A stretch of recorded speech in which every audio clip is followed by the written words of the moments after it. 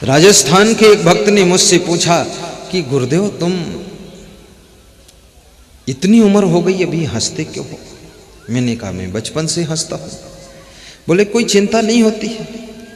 तो हमने कहा चिंता किसकी करना है, जब खुद की मृत्यु होने वाली है तो गाड़ी की चिंता करो बेकार है, जब खुद ही टिकने वाले नहीं है, खुद ही कंट्रोल नहीं मामला है, मौत आ रही है तो किसकी चिंता करोगे? गाड़ी है, घोड़ा है, साधु है, चेला है, झमेला है, रोज कुंभ का मेला है चिंता किसकी करोगे और किस लिए करोगे? कोई चिंता करने से काम बनने वाला है? कुछ नहीं, फालतू काम। मैं आपको भी कहूंगा मेरे से और कुछ सीखो ना सीखो, लेकिन मस्ती से जीना सीख लो, विवेक से रहना सीख लो और हर कार्य में बारीक डिसीजन लेना सीख लो। संभल कर डिसीजन लो और गम खाना भी सीखो, नुकसान को सहना सीखो, धन की हानि को सहना सीखो और परिवार में सबको मिला जुला कर चलाना सीखो और हिम्मत से जीना सीखो। ये चीजें सीख लो, आपकी जिंदगी की चिंता दूर हो जाएगी। संतापाद भ्रश्यते बलम, और चिंता करने से दूसरा नुकसान होता, मनुष्य का शरीर बलहीन हो जाता है, शरीर में ताकत नहीं रह जाती, अंदर से तुम कमजोर हो जाओ। जैसे आपने लकड़ी देखा होगा तो लकड़ी के मकान नेपाल में बनते हैं। नेपाल में अब तो सीमेंट के भी बनने लगे, पहले लकड़ी के ही बनते थे। लकड़ी का दरवाजा, लकड़ी की दीवार, लकड़ी की छत और ऊपर कुछ कपड़े लुपड़े डाल देते थे, क्योंकि नेपाल में जंगल बहुत है तो लकड़ी बहुत है और भूकंप भी आ जाता कभी कभी, तो लकड़ी गिरे तो कम से कम कुछ सुरक्षित हो, और सीमेंट की छत गिर जाए तो पूरा फाइनल। तो लकड़ी के मकान, तो लकड़ी में एक कीड़ा लगता है जिसका नाम होता दीमक। नाम सुना आपने? दीमक। इधर ध्यान दो, उधर मत देखो। दीमक लकड़ी को अंदर से खाता है, भीतर भीतर लकड़ी को कीड़ा खोखला कर देता है।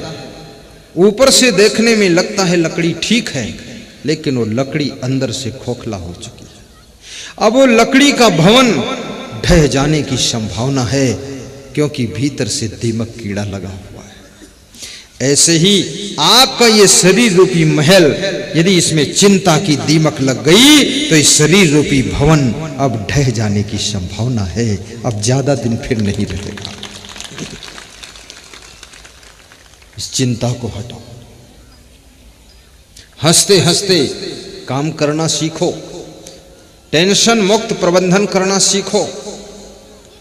मुकेश अंबानी से भी सीखो, इतना बड़ा प्रबंधन, इतना बड़ा मैनेजमेंट, और वह व्यक्ति भी समय पर सोता है, समय पर जागता है। प्रधानमंत्री से सीखो, पूरे देश का नेतृत्व करता है और समय पर सो जाता है और जाग भी जाता है और प्रसन्न भी रहता है, मुखमंडल पर तेज चमक रहा है। याद रखना, वेद ऋषियों ने एक बहुत अच्छी बात कही है 2500 साल पहले, 10,000 साल पहले। उन्होंने कहा है, सोने के समय सोइए, खाने के समय खाइए, बात करने के समय बात कीजिए और आराम के समय आराम कीजिए। देखने के समय देखिए, सुनने के समय सुनिए, चित्त को चंचल मत कीजिए। कितने लोग भोजन खा रहे हैं, साथ में टीवी भी देख रहे हैं, साथ में मोबाइल से बात कर रहे हैं, साथ में पत्नी को कुछ समझा रहे हैं और साथ में दोस्त से कह रहे हैं अभी आ रहा हूं, तुम रुके रहो। ना तो भोजन में चित्त लग रहा है, न टीवी देख पा रहे हैं ठीक से, न पत्नी से बात हो पा रही है। ऐसे लोगों की जिंदगी टेंशन में है। टीवी भी देखो, जब प्रवचन सुनो भोजन बंद कर दो, बस ऐसे बैठ जाओ, प्रवचन को याद कर लो और सवेरे उठ करके दूसरों को सुनाओ। मैंने पहली बार एक महात्मा का प्रवचन सुना था, 90% प्रवचन याद कर लिया था एक बार में, और फिर हमारे जो साथी थे उनको सब सुनाया था मैंने। तो उन्होंने कहा मेरे को तो एक अक्षर याद नहीं हुआ। तो मैंने कहा तुम कुछ और सोच रहे होगे। ध्यान से सुनो।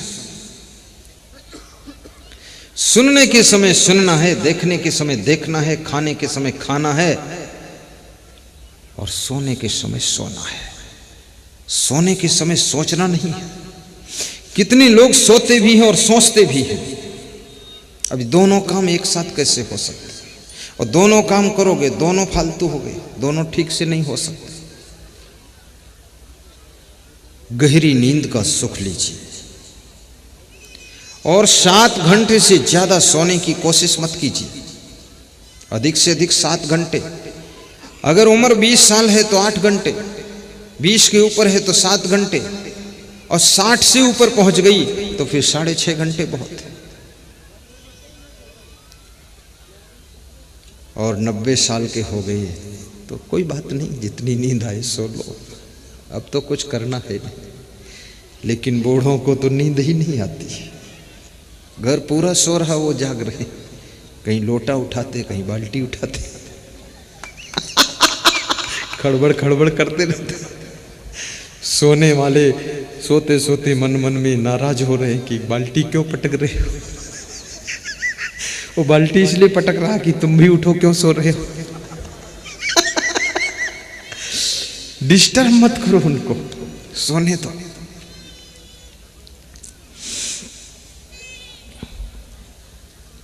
संतापाद भ्रष्यते रूपम, संतापाद भ्रष्यते बलम, संतापाद भ्रष्यते ज्ञानम। और चिंता करने से ज्ञान भी कट जाता है। स्मरण शक्ति खत्म हो जाएगी, याद शक्ति कम हो जाएगी। अधिक चिंता करोगे तुमको तुम्हारे बेटों के नाम भी टाइम पर याद नहीं आएंगे। और बहुत चिंता हो गई तो याद रखना, फिर तुम अपने जो बटन लगाते हो कुर्ता और बुशर्ट के, वो उल्टा पलटा लगाओ। और बहुत ज्यादा चिंता हो गई तो बिस्तर पर तुम जिधर पैर करना चाहिए उधर सिर करके सोओगे, ठिकाना ही नहीं तुम्हारा। चिंता में सब उलट पलट हो जाता है। और हंसने से, खुश रहने से बुद्धि का स्मरण बढ़ता है। गीता में श्री कृष्ण ने कहा है कि प्रसन्न चेतसो ही आसु बुद्धि पर्योतिष्ठते। प्रसन्न रहने वाले की बुद्धि विकसित हो जाती है। जितना ज्यादा तुम खुश रहोगे, और खुश कब रहोगे? जब मन आपका ठीक हो।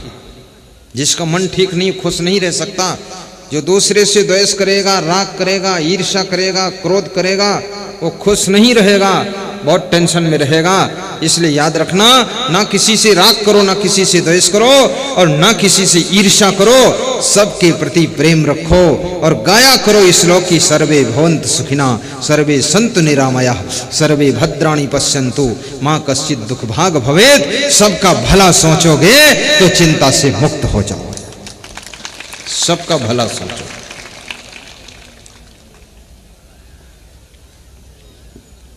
फिजूल खर्ची करोगे तो चिंता में पड़ोगे। बिना विवेक के कार्य करोगे, चिंता में फंस जाओगे। किसी को देख करके कदम उठाओगे, चिंता में पड़ जाओगे। किसी की नकल करोगे तो आपकी शकल बिगड़ जाएगी। नकल मत कीजिए। नकल करके उसके जैसी तुम गाड़ी खरीद सकते हो, नकल करके उसके जैसा मकान बना सकते हो, लेकिन गाड़ी किस उद्देश्य के चलाना है, ये काम अकल का है, ये नकल का नहीं है। इसलिए किसी की नकल में जो फंसता है वो बंदर हो जाता है। नकल में मत फंसो।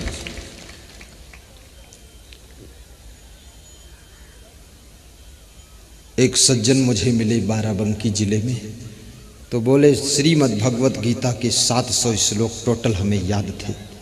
तुमने कहा याद थे, अब नहीं याद है क्या? बोले अब नहीं याद है। तुमने कहा अब क्या याद है? पूरी गीता याद थी, अब क्यों नहीं याद है? बोले जब से शादी हो गई ऐसी उलझन में फंस गया, अब केवल मेरी पत्नी का नाम याद है। मैंने कहा क्या है? बोले उसका नाम भी गीता देवी है।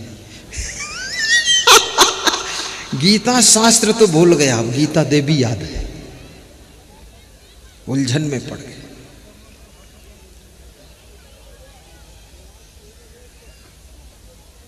चिंता करने से बुद्धि का स्मरण धीरे धीरे कम हो जाता है। इसलिए मैं निवेदन करूंगा कि नाशवान संसार है, तुम्हारे हाथ में सब कुछ नहीं है। अभी यहाँ हम आप बैठे हुए हैं, बहुत खुश हैं, भूकंप आ जाए और यहीं पर जोर से आ जाए तो हमारा आपका सबका एक साथ मोक्ष हो सकता है, सब धरती में समा सकते हैं। कौन जाएगा फिर ढाबा धुआंखेड़ी, कौन जाएगा माचलपुर, कौन जाएगा राजगढ़, कौन जाएगा नेपाल बॉर्डर आश्रम, सब लहसुड़िया में राम राम सत्य हो जाएगा। और फिर मरना तो एक बार है, मौत से क्यों डरे, और धमकी चाहे जो दीजिए पर रंच न टरे। मृत्यु से भी डरो मत, क्योंकि मृत्यु कितनी बार आ चुकी है, फिर भी शरीर मरा है, तुम नहीं मरे हो। तुमको मृत्यु भी नहीं मार सकती है, क्योंकि तुम अमर आत्मा हो। तुमको तलवार से नहीं काटा जा सकता है, क्योंकि तुम अच्छेद्य हो। अच्छिद्य एवं अक्लिद्य एवं अशोष्य वचा। और तुम हवा से सुखाए नहीं जा सकते, आग में जलाए नहीं जा सकते, क्योंकि तुम्हारी आत्मा अमर है। और अमर आत्मा हो करके तुम मरने को डरते हो। तुम मरना चाहो तो भी नहीं मर सकते हो, क्योंकि आत्मा मरती नहीं, क्योंकि जो अमर होता वो मर नहीं सकता, और जो मर सकता वो अमर हो नहीं सकता। और शरीर नश्वर है, ये अमर होगा नहीं, और आत्मा अमर है, ये मरेगा नहीं। तो मरने का डर क्या है? जिस समय सुग्रीव के भाई बाली का वध राम ने किया, तो बाली की पत्नी का नाम तारा था। तारा अपने पति की लाश को पकड़ करके फुट फुट कर रो रही है। तो राम समझा रहे हैं। राम क्या कह रहे हैं? क्षिति जल पावक गगन समीरा, पंच रचित अधम शरीरा। एक एक शब्द पर ध्यान देना। अधम शरीरा। क्षिति जल पावक गगन समीरा, पंच रचित अधम शरीरा। प्रकट सुतन तव आगे सोवा, जीवनी ते तुम कहीं लगी रोवा। हे तारा, ये शरीर तो पंच तत्वों से बना है, क्षित जल पावक गगन समीरा। और ये शरीर पांच तत्वों का तेरे सामने पड़ा हुआ है। और आत्मा तो अमर है, वो मर नहीं सकता, तो तू किसके लिए रो रही है? तो किसी ने यहां पर तर्क किया कि आप बाली के शरीर के लिए कह रहे हो कि आत्मा अमर है, तो लक्ष्मण को जब मूर्छा हुई थी तो तुम क्यों रो रहे थे? राम ये तो बताओ। भगवान को भी पकड़ लेते हैं लोग, तो आपको कोई बात पकड़ ले तो चिंता मत करना। तो मैं समझा देता हूं, भगवान तो पकड़ में आएंगे नहीं। सही बात कह रहे हो, तर्क कितना ही करो तुम पकड़ में आ जाओगे। राम कहते हैं अधम शरीर। मैं लक्ष्मण के शरीर के लिए इसलिए रो रहा था, इसलिए दुखी हो रहा था कि लक्ष्मण का शरीर धर्म की रक्षा के लिए था, लक्ष्मण का शरीर भगवान की सेवा के लिए था, लक्ष्मण का शरीर कर्तव्य का पालन करने के लिए था, इसलिए उनके लिए रोना ठीक है। पर जिनका शरीर अधम कार्यों में लगा हुआ है, पाप कर्मों में लगा हुआ है, अगर वो मर गए तो उनके शरीर के लिए अब क्या रोना है? मर गए तो अपने घर गए। ये बाली का शरीर अधम है, क्योंकि अधम कार्य कर रहा था। लक्ष्मण का शरीर पावन शरीर है। जैसे इसमें किसी भक्त का शरीर शांत हो जाए तो उसके लिए रोना ठीक है, क्योंकि वो शरीर भक्ति कर रहा था। और 10 साल जीवित रहते तो लासुड़िया में और सत्संग कराते। लेकिन कोई दुष्ट है, पापी है, सबको सताता है, दारू पीकर पूरे गांव को गाली देता है और फिर इधर उधर गलत कर्म करता है, वो अगर मर जाए तो उसके लिए रोना क्या है, उसके लिए घर में हंसना चाहिए कि अच्छा हुआ, निपट गया, ठीक है।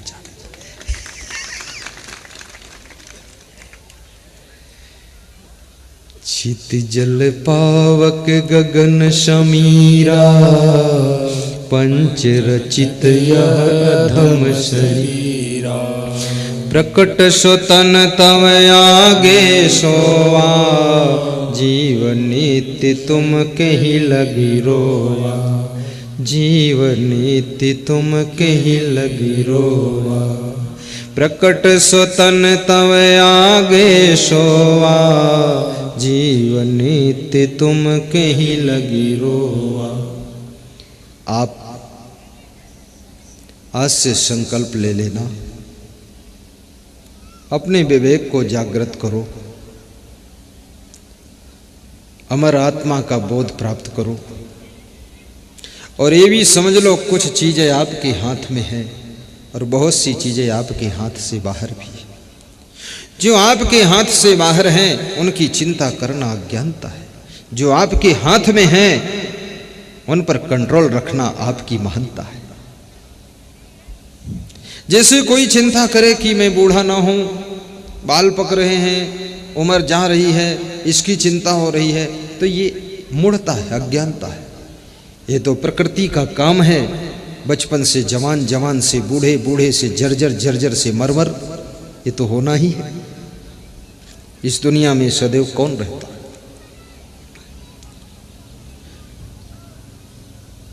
तो संतापाद व्याधि में इच्छति। विदुर जी कहते हैं, हे धृतराष्ट्र, संताप करने से, चिंता करने से शरीर में नाना प्रकार के रोग पैदा होते हैं।